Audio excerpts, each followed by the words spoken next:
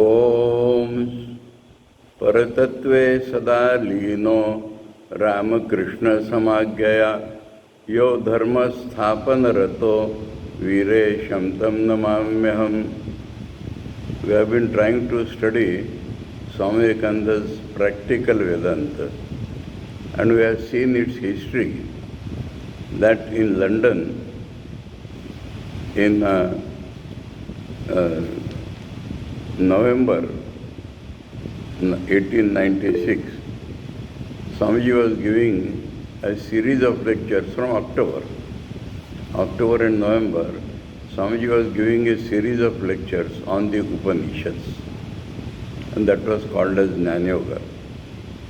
On the 5th November, when he started speaking on Chandogya Upanishad, after that lecture the question was asked whether this is a theory or it has any practical value.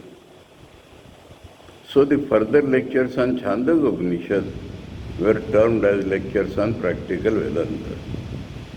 And these 4 lectures, other than the 5th November lecture, are collected in this book called Practical Vedanta, Part 1, 2, 3, 4. That is the history. And by Practical Vedanta, what is meant? What is the meaning of practice of Vedanta? Swamiji defines that Vedanta is a philosophy and also religion. Philosophy is intellectual pursuit of truth. Religion, in Swamiji's mind, is a way of life leading to the realization of the truths which it declares. Religion is a way of life and also the way to realize the truths declared in the theory part of Vedanta. That is called religion by Swamiji. And so Swamiji says that Vedanta has to be practical if it has to have any meaning as religion. And then he says that it has to be intensely practical in the sense it has to enter every part of our life. So don't divide life into a religious life and the worldly life. That is what normally happens in people. And by religious life they mean earning some punya. But the whole life has to be spent in pursuit of the realization of the absolute truth. That is what Swamiji says. And he says Vedanta is oneness of life. Life cannot be divided into compartments. So, Vedanta has to enter every part of life. Life has to be only one, the life. Now it has 2-3 phases. The application or the implications of the Vedantic truth have to be imbued in our life from the outset, from the very beginning. All the implications we find which can be applied in our life have to be applied right from the beginning in every part of our life. That makes our mind ready. Then the important phase of Vedanta, or the main phase of Vedanta, is the process of realizing the truths declared in Vedanta. So, the process of realization is called practice of Vedanta. And then the third phase is the ideal phase. That means when they have been realized, then how the life becomes. That is the practical Vedanta. So, in these 3 phases, Swamiji has been telling about practical Vedanta through his reading of the Chandogya Upanishad. That is the context. And first he showed that it has been practiced by people who were at most busy, the ruling monarchs, and Arjuna on the battlefield. So, we should not think that we do not have sufficient time. We have, if we can find out the way to realize the practical Vedanta. And then, in the 2nd chapter we saw some associated things, how the things which they were using in the Karma Kanda, in the ritualistic portion of Vedas, in the things which they take up for getting more and more punya, all those things have to be thought of as Brahman appearing in those ways. So, the things which they were aware of, through them Vedanta is being taught, that is another phase of practical Vedanta.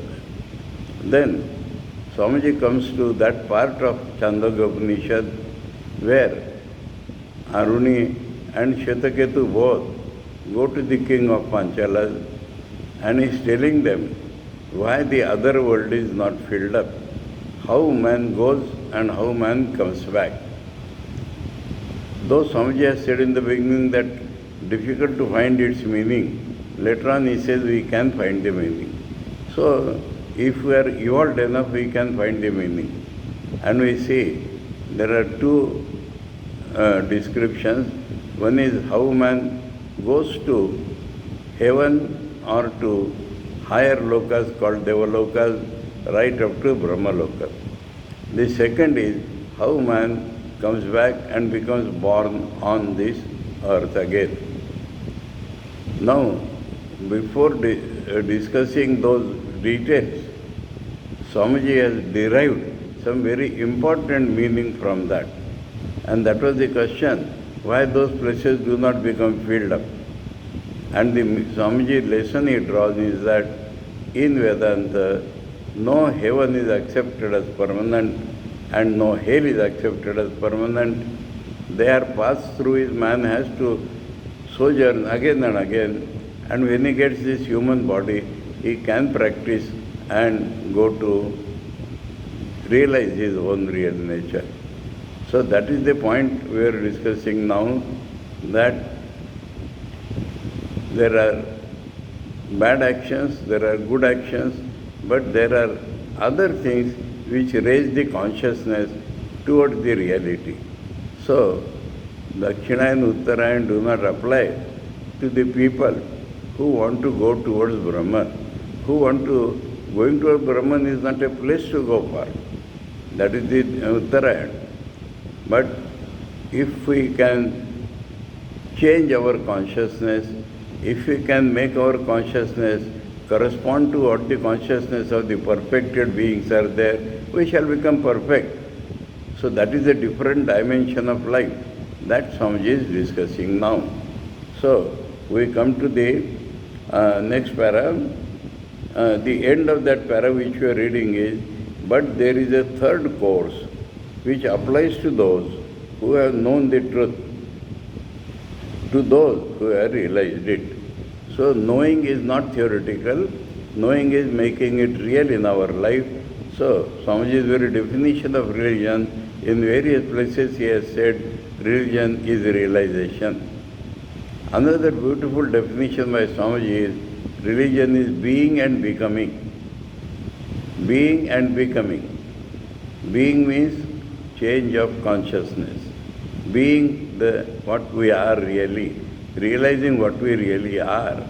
Realizing our real nature, that is called being. And then our whole character changes, totally it changes. Transfiguration of personality takes place, that is becoming. So being and becoming is religion. Now, that point Swamiji is taking up, saying that there is a third course, those who have realized the truth, to those who have known the truth, to those who have realized it.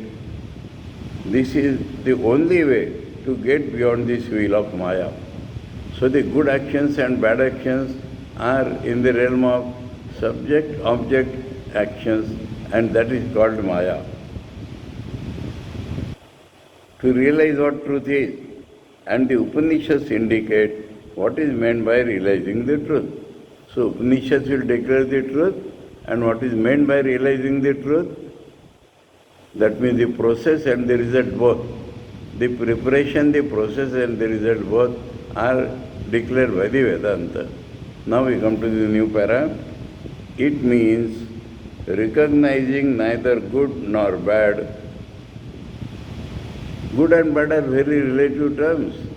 What is good at one time is bad at the other time.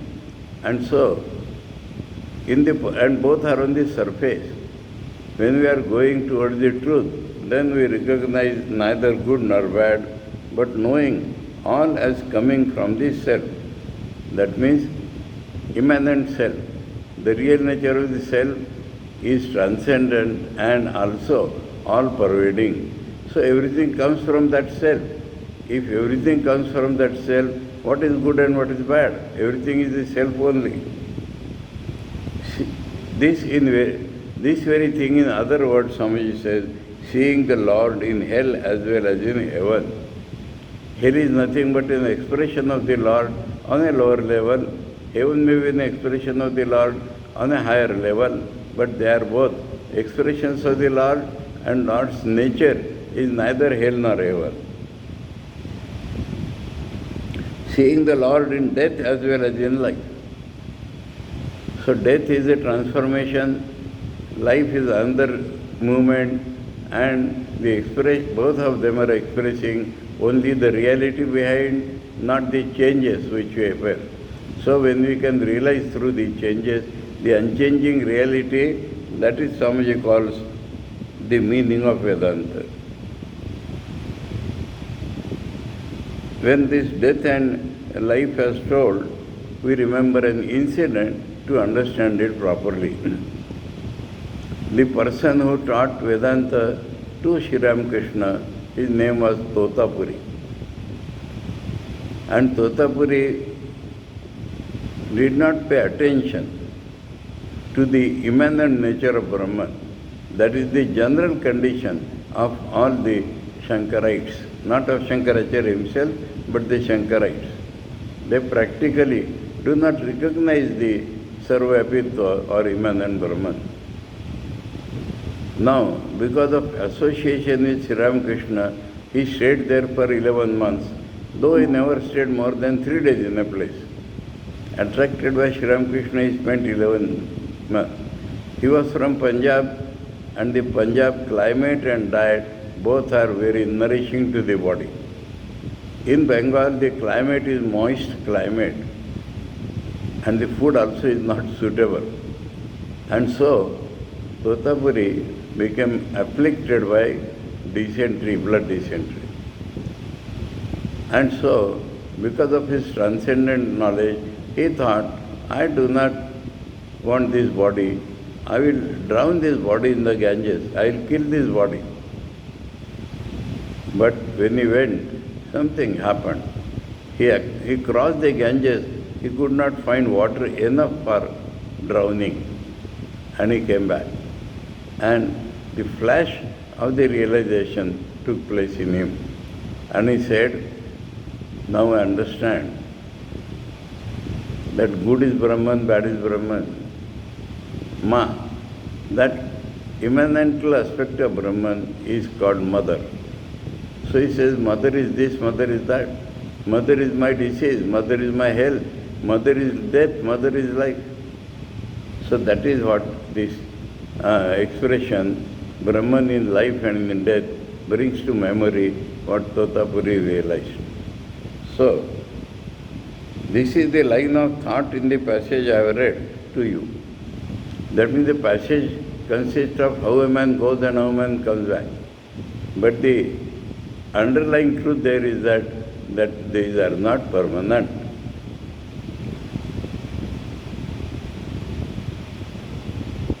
The earth is a symbol of the Lord, the sky is the Lord, the place we feel is the Lord, everything is Brahman.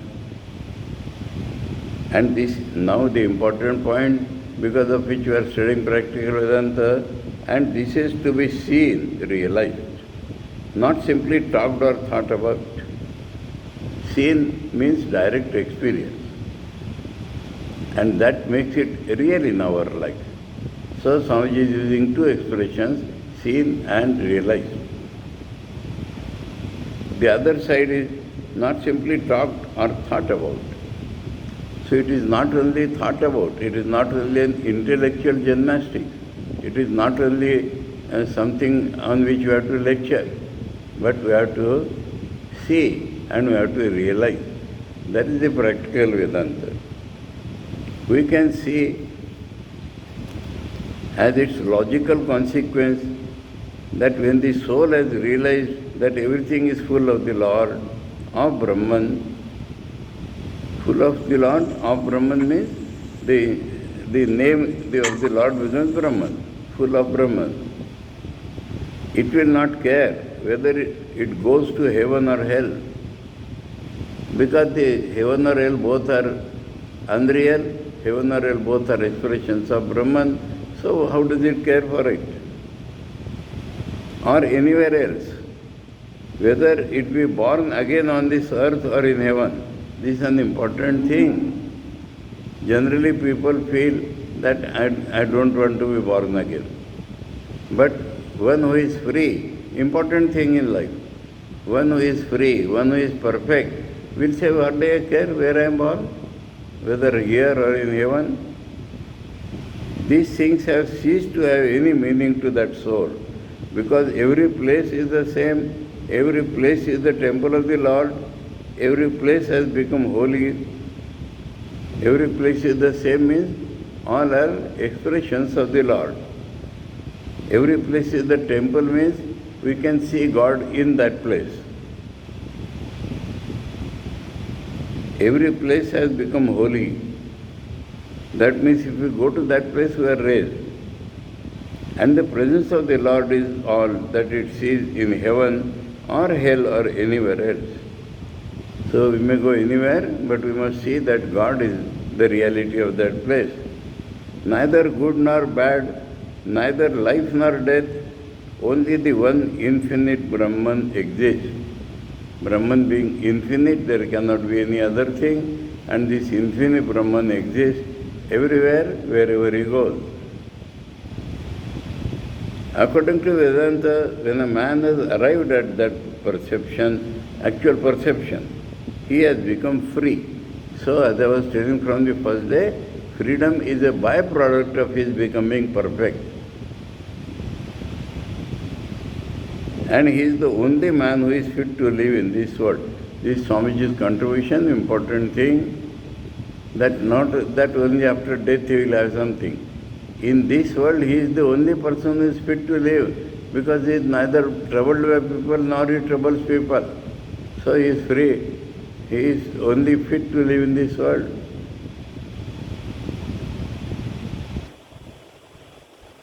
His life, the others are not. To emphasize that the others are not fit to live, that does not mean they should commit suicide, because they will have to be born again in this very world. But they are not fit. They have to make themselves fit.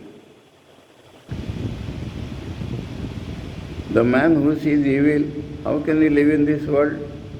His life is a mass of misery. The man who sees dangers, his life is a misery. The man who sees death, his life is a misery. That means there is end to this life, then it is always a misery. That man alone can live in this world. He alone can say, I enjoy this life and I am happy in this life. Who has seen the truth? And the truth in everything. Truth and truth in everything. By the way, I may tell you that the idea of hell does not appear in the Vedas anywhere. Instead of that, man being born in lower yonis, lower species, is called equivalent to hell, because the keenness of the indriyas is not there.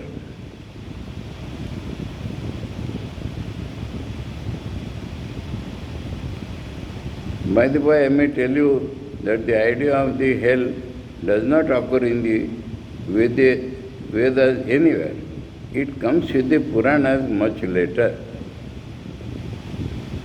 Puranas are storytelling, and so to inculcate fear, they may talk about hell.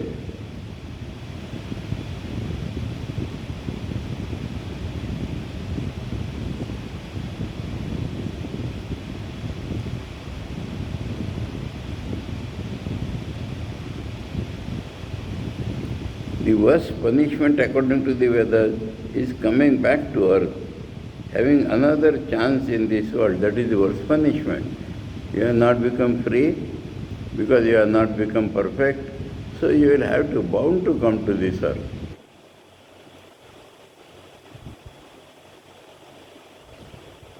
That is the worst punishment. Having another chance in this world. From the very first we see the idea is taking the impersonal truth turn. You are not to go to a personal God. The ideas of punishment and reward are very material,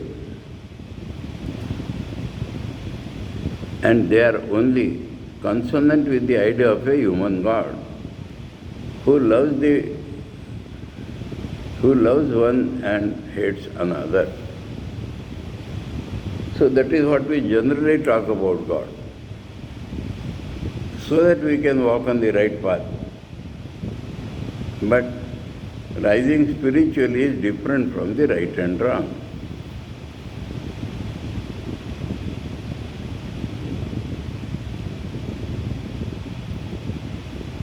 And they are only consonant with the idea of a personal human God who loves one and hates another, just like a man. So it's called human God. Just as we do. Punishment and reward are only admissible with the existence of such a God. Because if God exists everywhere, what is punishment? What is good luck? They had such a God in the Samhita. And there we find the idea of fear entering. Upanishad tells us that Dvityadvai Bhayam Bhavati. But when we analyze, we will find that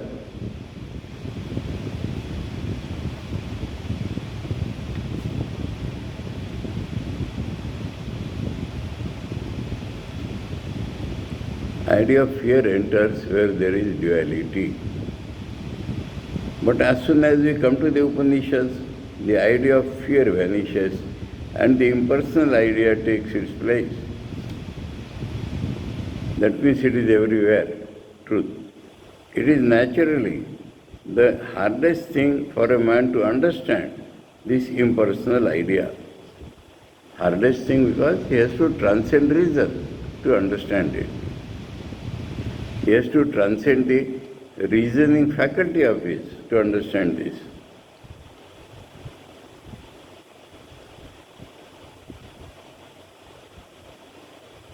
This impersonal idea, or he is always clinging on to the person.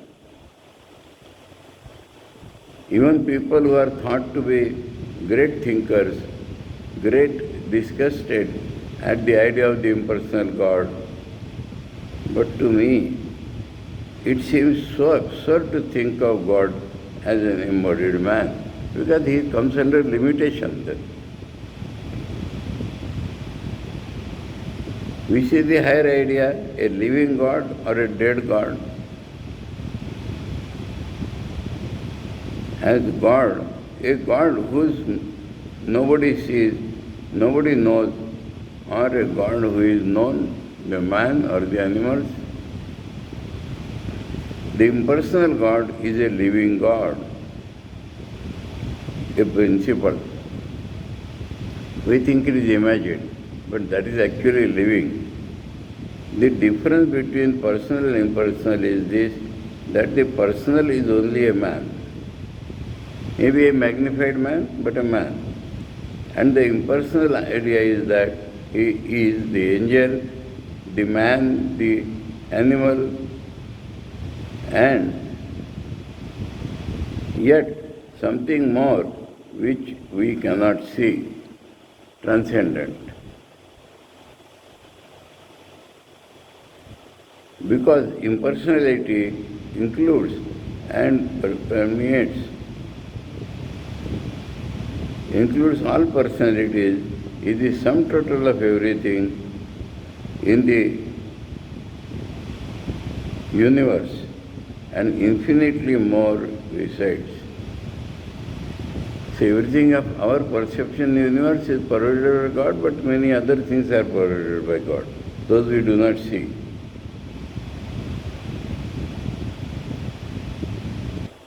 Which you cannot see. Because impersonality includes all personalities, totality, is the sum total of everything in this universe. That is the idea of God. The sum total of this universe.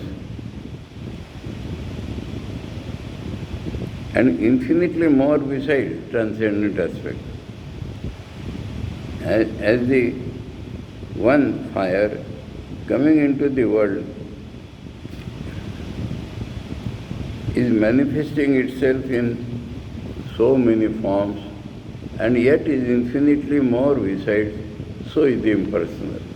As per the forms, it is taking form. But without any form, fire always exists.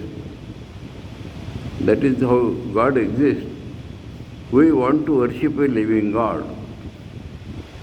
That impersonal Swamiji is the living God. Because it is always there, it is everywhere. I have seen nothing but God all my life. Nor have you. We may not know it. So we perceive as if it is something different. But it is actually God Himself. That Swamiji will explain now.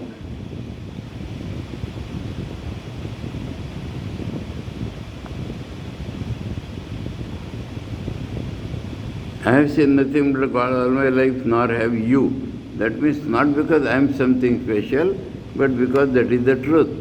God being all, that is the truth. So I have not seen anything other than God. You have not seen anything other than God. Though you might not have recognized at that time. Now he explains.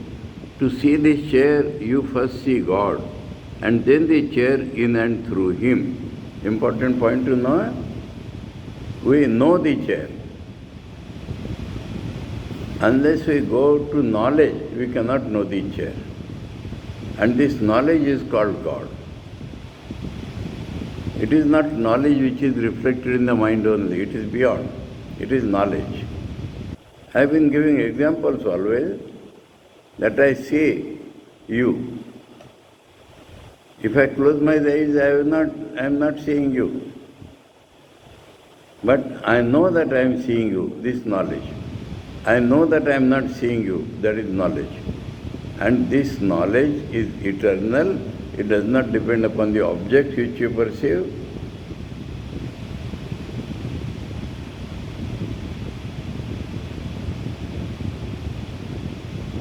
In and through Him.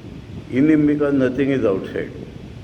Through Him means first you realize that and then this, that is called through.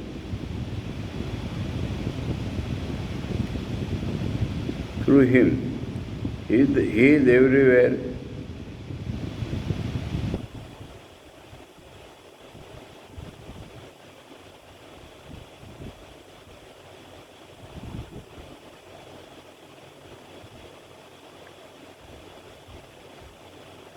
He is everywhere saying, I am. So that is how it manifests. Whether in man or woman or child, or in table or chair or animals and everywhere, He shines as I am. Where He does not shine as I am, we feel it is a dull, dead matter. But in a very subtle way, God always is present because He is all-pervading and because He is consciousness.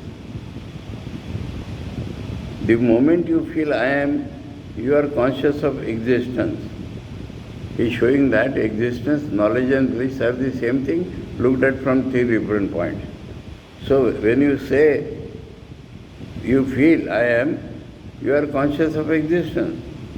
Where shall we go to find a God if we cannot see Him in our own hearts and in every living being?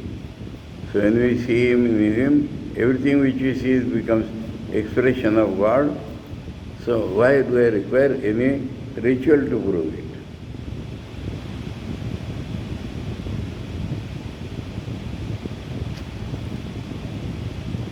The moment you feel I am, you are conscious of existence, where shall we go to find God if we cannot see Him in our own hearts and in every living being? What is true for me is true for everybody. And it has to be realized in the heart. We have seen in a previous paragraph.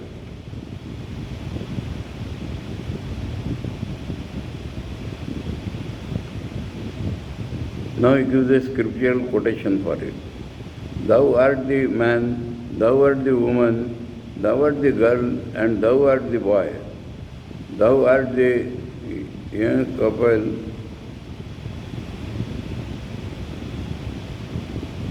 thou art the old man tottering with a stick, thou art the young man walking in the pride of his strength. This is a free translation of Shweta Shatar Mantra, much later, maybe 5th or 6th chapter.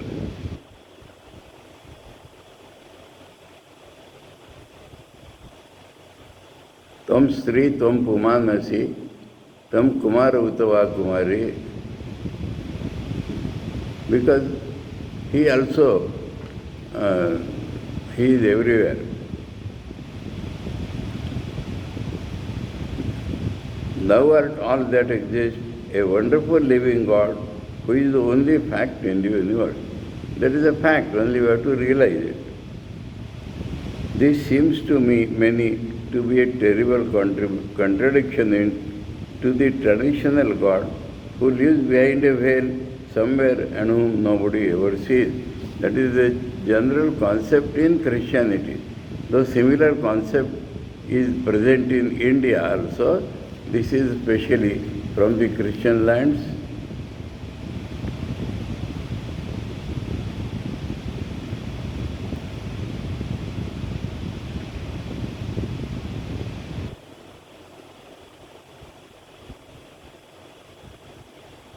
This seems to many to be a terrible contradiction in the traditional God who lives behind a veil somewhere and whom nobody ever sees. The priest only gives us an assurance that if we follow them, listen to their admonitions, and walk in the way they mark out for us, then when we die, they will give us a passport to enable us to see the face of God. What are all these heaven ideas but simply modifications of this nonsensical priestcraft? This priestcraft is nonsensical and the heaven idea is an extension of this. Of course, the impersonal idea is very destructive. That is the one great difficulty. That day we talked of corrosive substance. It takes away all trade from the priest. Shant. The priest cannot say that, give me this, then I will get you released. No.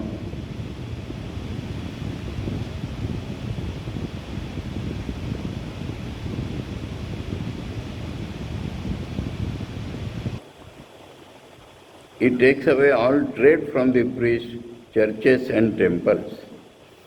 In India, there is a famine now, but there are temples in each one of which there are jewels worth a king's ransom. Ransom is the money demanded to release somebody who has been captured. Even a king can be, for a king also the ransom is there, and in terms of famine, temples are having so much money.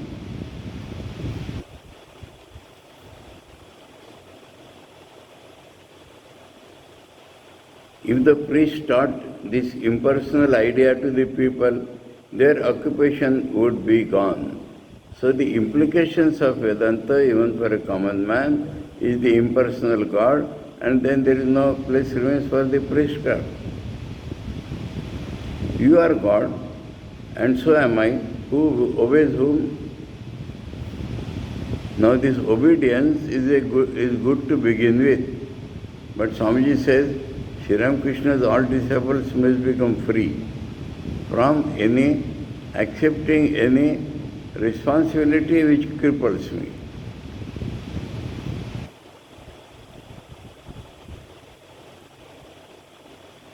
Who worships whom? You are the highest temple of God.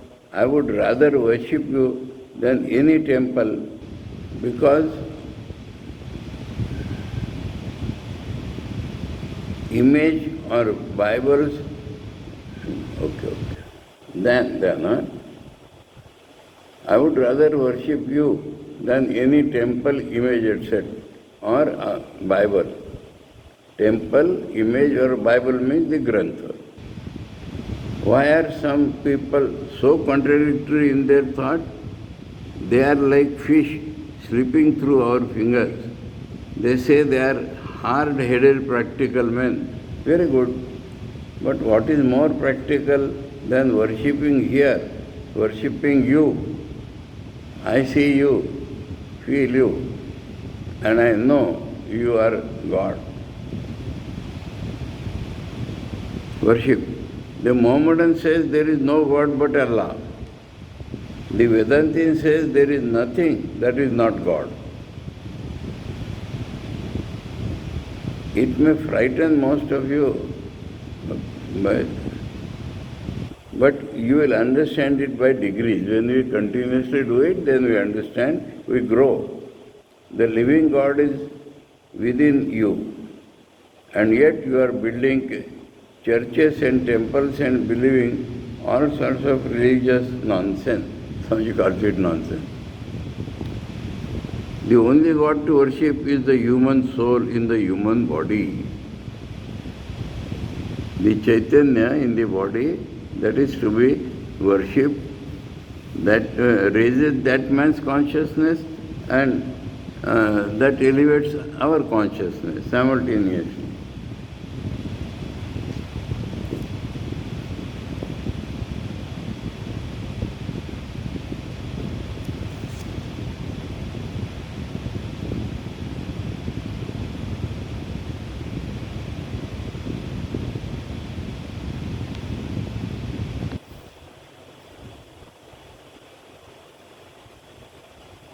It may frighten many of you, but you will understand it by degrees. So when you again and again listen, your idea will become clear. The living God is within you, and yet you are building churches and temples and believing all sorts of imaginary nonsense. The only God to worship is the human soul in the human body. Of course, all animals are temples too, because they are expressions of the same consciousness.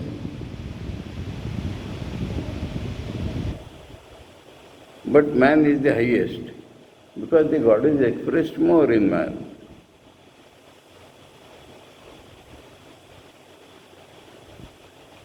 The Taj Mahal of temples. Taj Mahal is the best among the buildings, so among the temples, the best is man's body. If I cannot worship in that, no other temple will be of any advantage. If and but, if we can worship God in man, then we can worship in temples also. The moment I realize God sitting in the temple of every human body, the moment I stand in reverence before every human being and see God in him, that moment I am free from bondage. Everything that binds vanishes and I am free. Swamiji has seen this in Sri Ramakrishna. Sri Ramakrishna saw God in all, including himself, but whenever anybody approached him, he used to salute him first, because he is seeing God in him. And that Swamiji has seen, Swamiji himself has realized, but this expression is such a beautiful thing. Can we do it?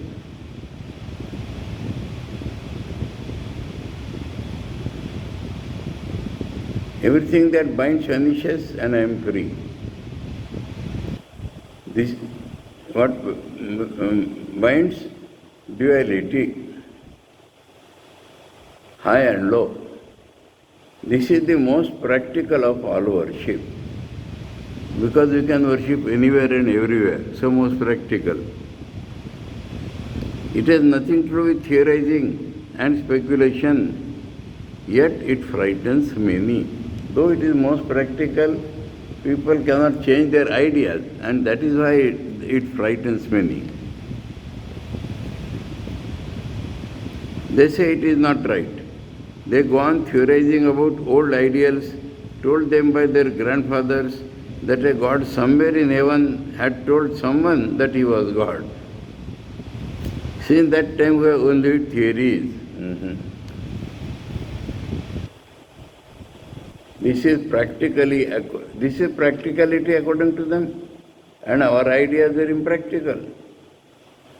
No doubt, the Vedanta says that each one must have his own path, but the path is not the goal. That can be paths or paths, but we have to reach the goal, where we see God in everything. The worship of a God in heaven and all these things are not bad, but they are only steps toward the truth, because we want to worship God. So however we worship, wherever we worship, it can be a step.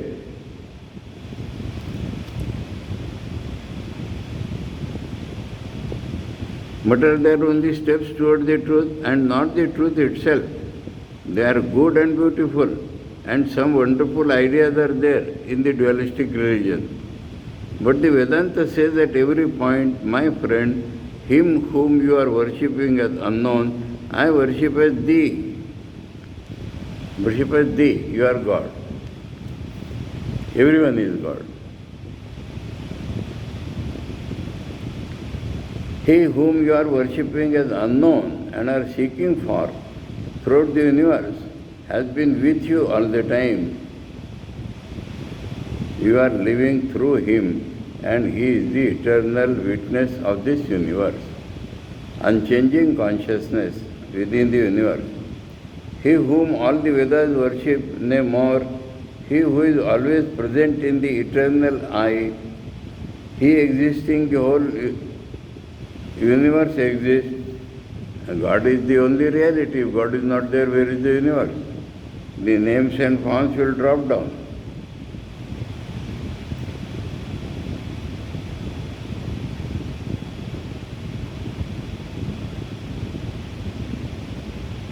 He whom all the Vedas worship, nay more, he who is always present in the eternal I.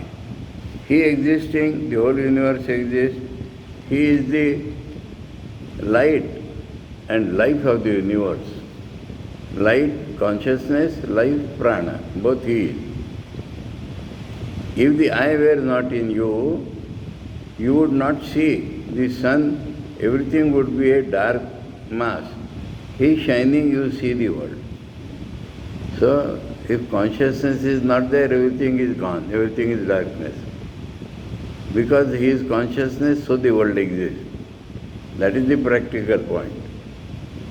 One question is generally asked, and it is this, that this may lead to a tremendous amount of difficulty. Practical side Swamiji is bringing now.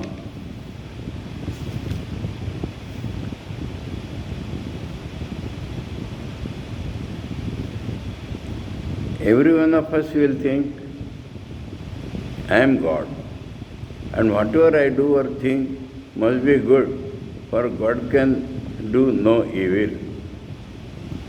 Applying towards ourselves partially, and it ruins everything.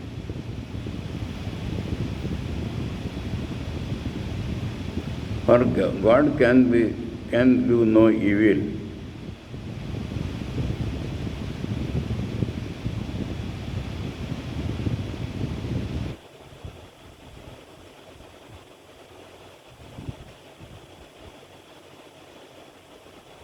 In the first place, even taking this danger of misinterpretation for granted, now Swamiji wants to prove that this idea is superior to the dualistic idea from practical point of view. And what Swamiji is presenting is the misrepresentation. I am God. I is the body. You cannot be God. Your reality is God. Your real nature is God. And if you realize your real nature, you are the beneficiary, you are blessing to the whole world. So now, Swamiji hypothetically, because it is called that you will become immoral, he is discussing now, this idea is done better or the other idea.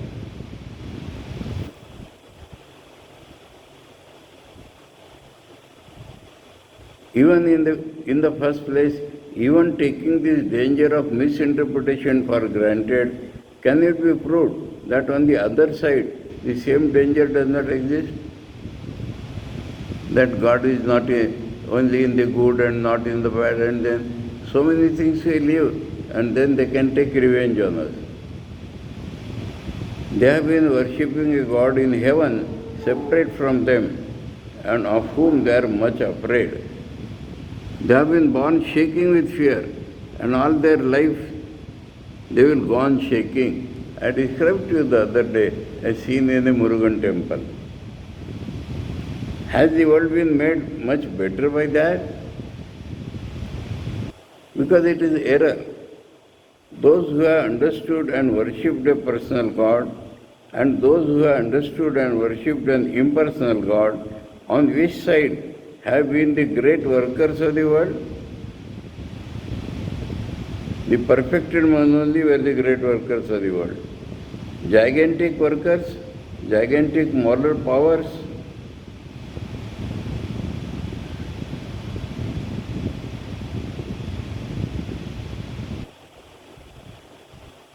Certainly on the impersonal. How can you expect morality to be developed through fear? It can never be. Where one sees another, where one hears another, that is Maya. When one does not see another, when one does not hear another, when everything has become the Atman, who sees whom, who perceives whom, so does not see another, does not mean he does not see anything. He sees himself as all as himself. It is all he and all I at the same time. So that is the two ways of looking at it. He is the reality in everybody, I am the reality in everybody. So we may say I am everywhere. You may say if you take the name of God, that is everywhere. There is a scene in the Gospel of Sri Ramakrishna. Sri Ramakrishna's devotee, a Sindhi person, has come from Sindh, hearing of Sri Ramakrishna's illness. He was in Calcutta before, but then he is in Sindh. And Swamiji is singing Manobuddhi Ahankara Chittani Naham by Shankaracharya, every stanza ending in Chidananda Rupa Shivam Shiva. And then he takes up another song by Jafar, Jo Kuch Hai So Tu Hi Hai.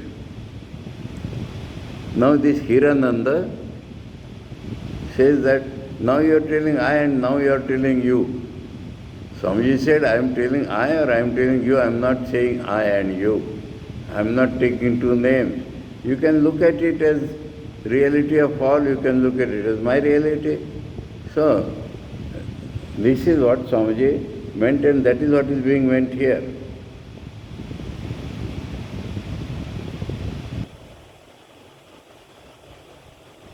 It is all he and all I at the same time. The soul has become pure. That means the duality has vanished. Then and then alone we understand that what love is. So Swamiji has talked about love previously, now it brings it back. What love is we understand. When there is no difference, then only it is love.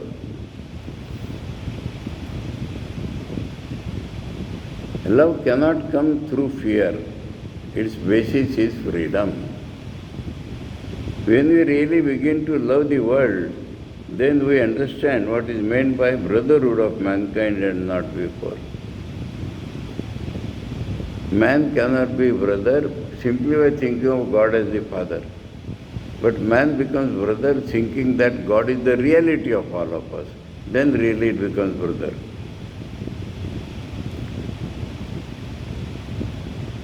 So it is not right to say that the impersonal idea will lead to a tremendous amount of evil in the world, as if the other doctrine never lent itself to works of evil, as if it did not lead to sectarianism deluging the world with blood and causing men to tear each other to pieces.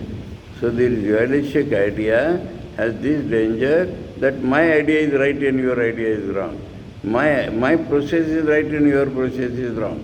And there have been eternal wars between the old Christians and Mohammedans. Holy war they used to call.